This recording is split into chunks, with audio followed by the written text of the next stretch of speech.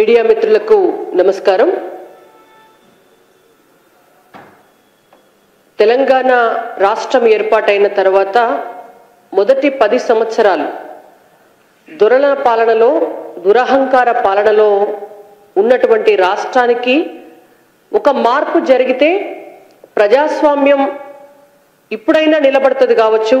సరే, భారతీయ జనతా పార్టీ అనేక ఉద్యమాలు చేసి, అనేక పోరాటాలు చేసి రాష్ట్రంలో ఒక ప్రత్యామ్నాయ వాతావరణాన్ని ఏర్పాటు చేసి బీఆర్ఎస్ పార్టీకి ఒక ప్రత్యామ్నాయం ఏర్పాటు అనేటువంటిది సాధ్యమవుతుంది, వాళ్లకు కాలం చెల్లింది అనేటువంటి వాతావరణాన్ని భారతీయ జనతా పార్టీ క్రియేట్ చేసినా కూడా అదృష్టవశాత్తు వాళ్ళకు ఒక అవకాశం కలిసి వచ్చి కాంగ్రెస్ పార్టీ అధికారంలోకి వచ్చింది.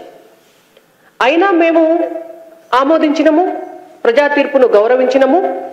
ఇప్పుడన్నా కనీసం ప్రజాస్వామ్యం నిలబడుతుందేమో, ఒక దొరల దురహంకార అప్రజాస్వామికమైనటువంటి పరిపాలనకు వ్యతిరేకంగా ప్రజా ఆమోదయోగ్యమైనటువంటి ప్రజాస్వామిక పరిపాలన నడుస్తుందేమో అని చెప్పి ఆశించినము.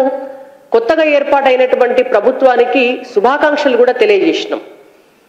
కానీ ఇవాళ రాష్ట్రంలో జరుగుతున్నటువంటి పరిస్థితులు చూస్తుంటే తెలంగాణ రాష్ట్రంలో ఏ దొరల పాలన అయితే పోవాలని అనుకున్నామో అదే దొరస్వామ్యమే ఇంకా నడుస్తోంది అనేటువంటిది అర్థమవుతోంది.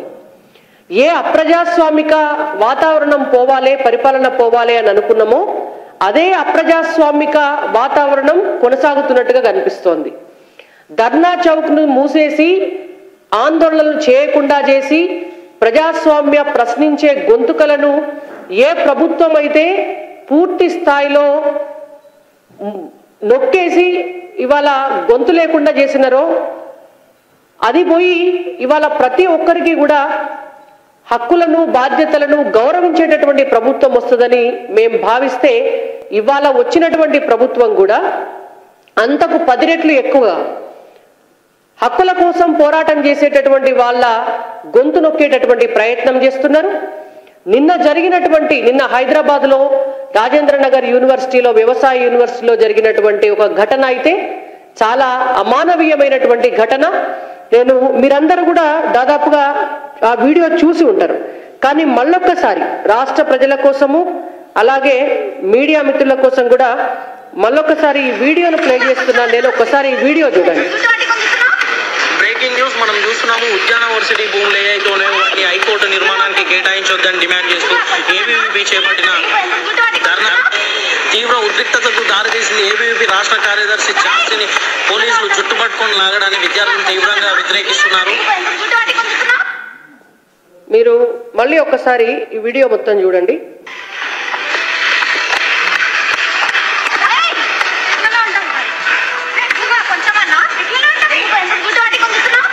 బ్రేకింగ్ న్యూస్ మనం చూస్తున్నాము. ఉద్యాన వర్సిటీ భూములు ఏవైతే ఉన్నాయో వాటిని హైకోర్టు నిర్మాణానికి కేటాయించొద్దని డిమాండ్ చేస్తూ ఏబీవీపీ చేపట్టిన ధర్నా తీవ్ర ఉద్రిక్తతకు దారితీసింది. ఏబీవీపీ రాష్ట్ర కార్యదర్శి ఛాన్సీని పోలీసులు చుట్టుపట్టుకొని లాగడాన్ని విద్యార్థులు తీవ్రంగా వ్యతిరేకిస్తున్నారు.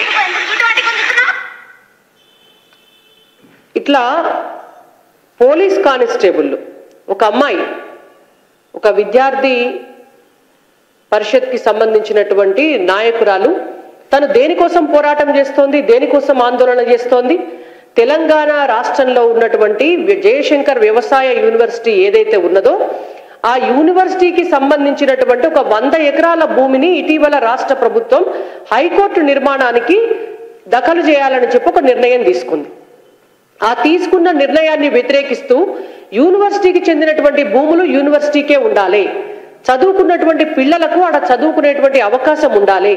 ఒకసారి 100 ఎకరాల భూమి చేయి దాటిపోయిన తర్వాత యూనివర్సిటీకి సంబంధించినటువంటి భూమి మళ్ళా తిరిగి రాదని కదా, ఆ భూమిని యూనివర్సిటీకే ఉంచాలి అని చెప్పి ఏబీవీపీ విద్యార్థి పరిషత్ ఆధ్వర్యంలో దాదాపుగా కొన్ని రోజుల నుంచి కూడా అక్కడ ఆందోళన చేస్తున్నారు.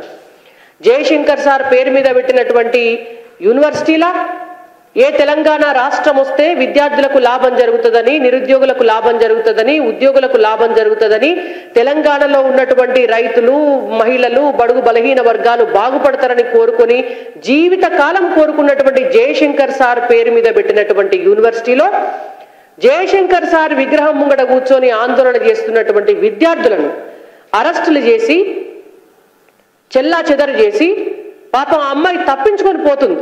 అరెస్ట్ చేస్తుంటే తప్పించుకొని నడుస్తూ రోడ్డు మించి పోతుంటే కూడా వెహికల్ మీద వచ్చి పోలీసులు జుట్టు పట్టుకొని మరీ కింద పడి లాక్డౌన్ తీసుకొని పోవటం అనేటువంటిది ఇవాళ ఎంత అరాచకము, ఎంత అప్రజాస్వామ్యము. మరి పోలీసులకు ఏమన్నా కాంగ్రెస్ పార్టీ ప్రభుత్వము ఇట్లనే విద్యార్థులపైన దాడులు చేయమని చెప్పి వాళ్ళకేమన్నా హక్కులు ఇచ్చిందా? ఇవాళ భారతీయ జనతా పార్టీగా మేము అడుగుతున్నాం. ధర్నాలు చేసేటటువంటి వాళ్లను ఇట్లా గొర్ర జుట్టు పట్టుకొని ఈడ్చుకొని గుంజుకపోమని ఇవాళ రేవంత్ రెడ్డి గారు చెప్తున్నారా పోలీసులకు? ఇవాళ మేము రేవంత్ రెడ్డి గారిని, ముఖ్యమంత్రి హోదాలో ఉన్నటువంటి వ్యక్తిని మేము ఇవాళ అడుగుతున్నాం. ఇదేనా మీరు పరిపాలించేటటువంటి పద్ధతి? అంటే ఇవాళ తెలంగాణ రాష్ట్రంలో ధర్నాలు చేయొద్దు, తెలంగాణ రాష్ట్రంలో ఆందోళనలు చేయొద్దు, తెలంగాణ రాష్ట్రంలో ఉద్యమాలు చేయొద్దు. ఉద్యమాలు చేసుకొని తెచ్చుకున్నటువంటి తెలంగాణలో గత 10 సంవత్సరాలుగానే అనేక అన్యాయాలు, అక్రమాలు జరిగినాయి, అందరి నోర్లు నొక్కేసిండ్రు అని మేం బాధపడుతుంటే ఇప్పుడు వచ్చినటువంటి కొత్త ప్రభుత్వము ఆ దొరకు 10 రెట్లు ఎక్కువ దొరస్వామ్యాన్ని చూపిస్తున్నారు. ఇవాళ వచ్చినటువంటి కొత్త ముఖ్యమంత్రి రేవంత్ రెడ్డి గారు ఈయన కూడా మరొక దొరలాగా బిహేవ్ చేస్తున్నాడు.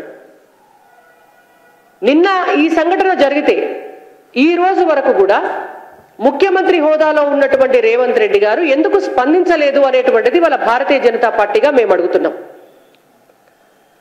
పోలీస్ కానిస్టేబుల్ ఎవరైతే ఉన్నారో ఇవాళ ఒక మహిళా విద్యార్థి నాయకురాలిని జుట్టు పట్టుకొని ఈడ్చుకొని పోతుంటే ఈ క్షణం వరకు వాళ్ళపైన మీరు ఎటువంటి యాక్షన్ తీసుకున్నారో మీరు మీడియాకు, తెలంగాణ ప్రజలకు, ఇవాళ ప్రతిపక్షాలుగా మేము అడుగుతున్నాం. మాకు, మా అందరికీ కూడా సమాధానం చెప్పాలి అనేటువంటిది మేము ముఖ్యమంత్రి రేవంత్ రెడ్డి గారిని అడుగుతున్నాం. ఇక్కడ జరిగినటువంటి ఘటనను మనము అనేక రకాలుగా చూడొచ్చు. ఇవాళ మీరు విద్యార్థుల ఉద్యమం పైన ఉక్కుపాదం మోపుతున్నారు, ఇవాళ ఒక మహిళ పైన అన్యాయంగా అక్రమాలు చేస్తున్నారు. ఒక మహిళను జుట్టు పట్టుకొని ఈడ్చుకొని పోయేటటువంటి వ్యవస్థ తెలంగాణ రాష్ట్రంలో ఉన్నది అని అంటే ఇవాళ మనం మహిళలకు ఇస్తున్నటువంటి గౌరవం ఏంటో మనం అర్థం చేసుకోవాలి.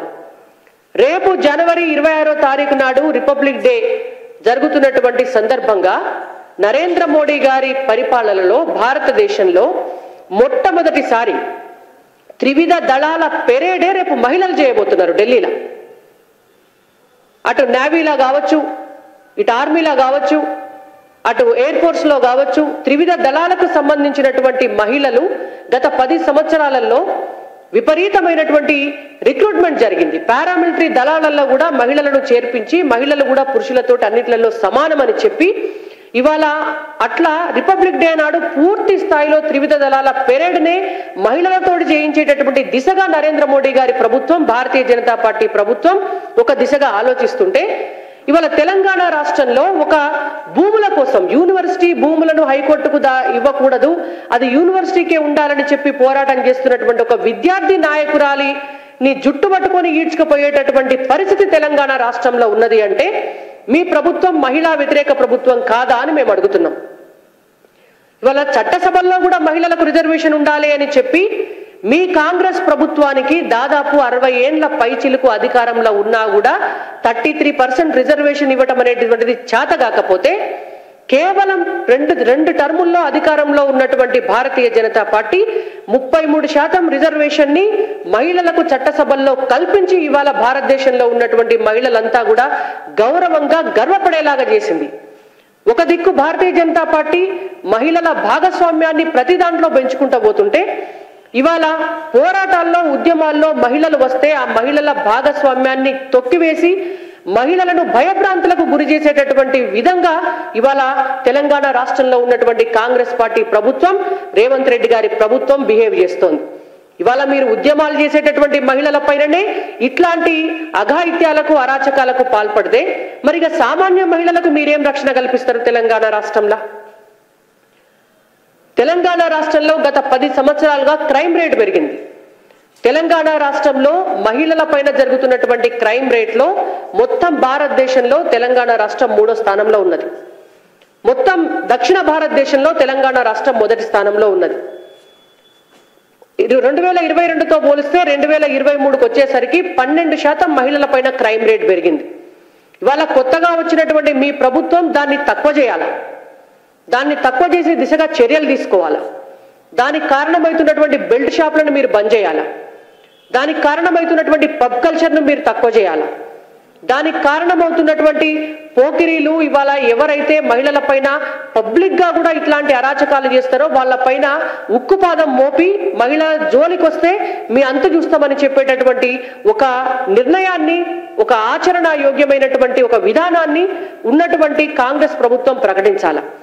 అది బంద్ పెట్టి మీరు ఇవాళ ఉద్యమాలు చేస్తున్నటువంటి మహిళల పైనే జుట్టుపట్టుకొని లాక్కపోతాము అని అంటే ఇవాళ తెలంగాణ సమాజం ఊరుకోదు. అందుకే మేము పదే పదే చెప్తున్నాం, ఇవాళ భారతదేశంలో నరేంద్ర మోడీ గారి పరిపాలనలో ఇవాళ రామరాజ్యాన్ని మనం స్థాపించుకున్నాం. ఇవాళ భారతదేశం అంతా కూడా సుభిక్షంగా ఉన్నది, సంతోషంగా ఉన్నది. దేశ ఆర్థిక వ్యవస్థ కూడా చాలా అద్భుతంగా పురోగమనంలో ముందుకు పోతోంది. కాంగ్రెస్ పార్టీ అధికారంలో ఉన్నప్పుడు తుమ్మితే ఊసిపోయే ముక్కులాగా ఉన్నటువంటి భారతదేశ ఆర్థిక వ్యవస్థ ఇవాళ ప్రపంచంలోనే 5వ సుస్థిరమైనటువంటి ఆర్థిక వ్యవస్థగా పైకి వచ్చింది. కరోనా లాంటి విపత్తులో కూడా అమెరికా, చైనా, రష్యా లాంటి దేశాలు కూడా అల్లాడిపోతే భారతదేశము 10 దేశాలకు అన్నం పెట్టేటటువంటి పరిస్థితిలోకి వచ్చింది. 100 దేశాలకు వ్యాక్సిన్ ని కూడా ఎగుమతి చేసేటటువంటి పరిస్థితికి వచ్చింది.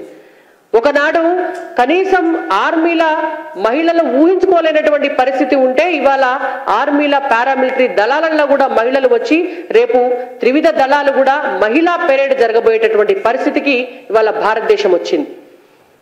అటువంటి పరిస్థితికి బీజేపీ భారతదేశాన్ని తీసుకొచ్చింది. రేపటి నాడు మొన్న జరిగిన ఎన్నికల్లో కూడా నిజంగా తెలంగాణ రాష్ట్రంలో కూడా భారతీయ జనతా పార్టీ వచ్చి ఉంటే అదే రామరాజ్యాన్ని ఇక్కడ కూడా మేము భారతీయ జనతా పార్టీగా చూపించేవాళ్ళం. మహిళలు అంత గౌరవంగా, అంత సంతోషంగా ఉండేటటువంటి వాతావరణాన్ని క్రియేట్ చేసేవాళ్ళం. కానీ ఇవాళ మీరు అధికారంలోకి వచ్చిండ్రు, అయినా సరే మీకు మేము సూచన చేస్తున్నాము, మీకు మేము హెచ్చరిక కూడా చేస్తున్నాము. మహిళల పట్ల మీరు ఇంత అమానవీయమైనటువంటి ఘటనలు జరుగుతున్నా కళ్ళు మూసుకొని చూస్తూ ఊరుకుంటే భారతీయ జనతా పార్టీ ఊరుకోదు. ఇవాళ నిన్న ఏబీవీపీ నాయకురాలిపైన జరిగినటువంటి దాడి ఏదైతే ఉన్నదో దానికి కారణమైనటువంటి వాళ్ళపైన ఇమ్మీడియట్ గా తెలంగాణ రాష్ట్ర ప్రభుత్వము, ఆ రాష్ట్ర ముఖ్యమంత్రి రేవంత్ రెడ్డి గారు ఏం చర్యలు తీసుకుంటారో ఆ చర్యలు తీసుకోవాల్సిందే అని మేము డిమాండ్ చేస్తున్నాము. ఈ ఘటన పైన పూర్తి స్థాయిలో ఎంక్వైరీ కూడా చేయాలి అని చెప్పి భారతీయ జనతా పార్టీగా మేము సూచన చేస్తున్నాము. మీరు చేయని పక్షంలో భారతీయ జనతా పార్టీ ఈ అంశాన్ని చాలా సీరియస్ గా టేకప్ చేస్తుందని చెప్పి కూడా రేవంత్ రెడ్డి గారికి మేము హెచ్చరిస్తున్నాం.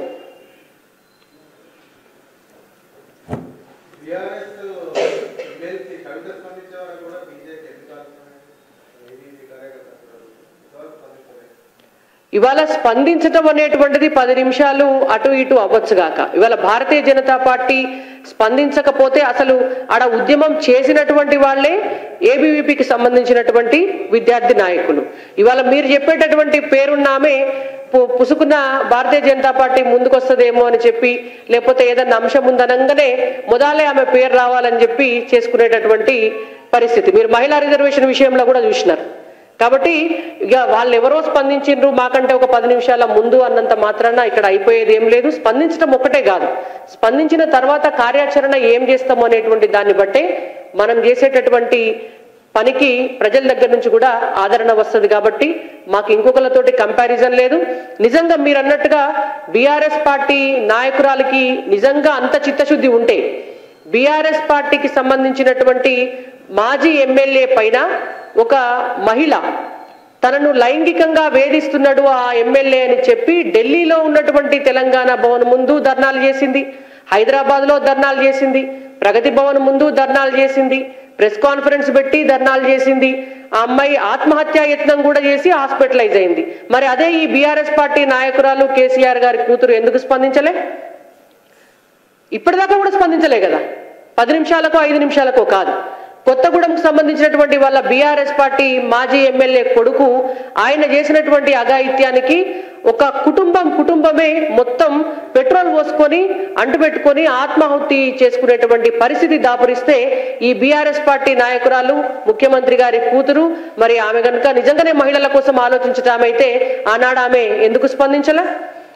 వాళ్ళ పార్టీకి సంబంధించినటువంటి మాజీ ఎమ్మెల్యే ఒక సర్పంచ్ని వేధిస్తుంటే ఆమె డైరెక్ట్ గా వచ్చి ప్రెస్ కాన్ఫరెన్స్ పెడితే మరి అదే పార్టీకి సంబంధించిన ముఖ్యమంత్రి కూతురు అదే పార్టీకి సంబంధించినటువంటి ఎమ్మెల్సీ మరి పోయేందుకు ఆమె దగ్గర పోయి ఒక్కసారన్నా మాట్లాడి ఏం జరిగిందో తెలుసుకునే ప్రయత్నం చేయలే. తెలంగాణ రాష్ట్రంలో వాళ్ళ పార్టీ అధికారంలో ఉన్నప్పుడు తెలంగాణ రాష్ట్రం మొత్తం అనేక చోట్ల మహిళల పైన దాడులు జరిగితే ఒక్క దాడి మీద కూడా 10 సంవత్సరాల నుంచి ఎందుకు మాట్లాడలే? ఇవాళ కేవలం ఒక పొలిటికల్ అడ్వాంటేజ్ తీసుకోవడం కోసం స్పందించే స్పందనలను భారతీయ జనతా పార్టీగా మేమేం పెద్దగా పట్టించుకోవట్లేదు, పరిగణించాల్సినటువంటి అవసరం కూడా లేదు.